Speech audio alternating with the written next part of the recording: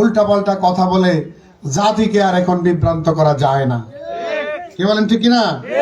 যেখানে যে সুযোগ পাওয়া যায় সেটাই তারা বলার চেষ্টা করেন। কোথাও গিয়ে বলেন, দেখছেন এরা আয়েশা বেহেশতের টিকিট বিক্রি করে, জান্নাতের টিকিট বিক্রি করে। তো আজকে তো এই সমাবেশ নয়ন জোরানো সমাবেশ। মোটামুটি আপনারা একটা করে যদি জান্নাতের টিকিট নেন তো 10,000 করে পকেটে ঢুকলে তো আমার মোটামুটি কয়েক বছর চলবে। কি বলেন? নিবেন? দিছি আপনাদেরকে? বাউতাবাজি কথা। বাংলাদেশ জামাত ইসলামী আমরা ডানে বামে যারা আছি, আমরা জান্নাতের টিকিট বিক্রি করতে আসি নাই।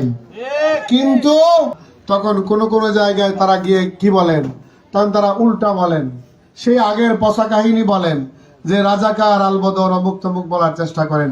ভাই আপনারা বলেন, এই ট্যাবলেট কি আর এখন বাজারে বিক্রি হয়?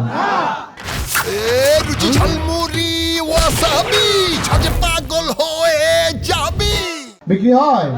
এই ট্যাবলেট এখন আর বাজারে বিক্রি হয় না আমার প্রিয় ভাইরা।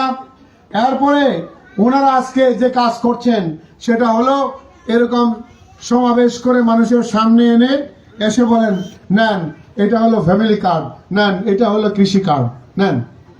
কি হবে এটা দিয়ে? এই কৃষি কার্ড যদি ভোট দেন আমাদেরকে কৃষি কার্ড দিয়ে যাব, তারপরে 3,000, 4,000, 5,000, 7,000 করে পাবেন, ফ্যামিলি কার্ড হিসেবে পাবেন। কি বলেন? এই ধরনের কথাবার্তা বলে থাকেন।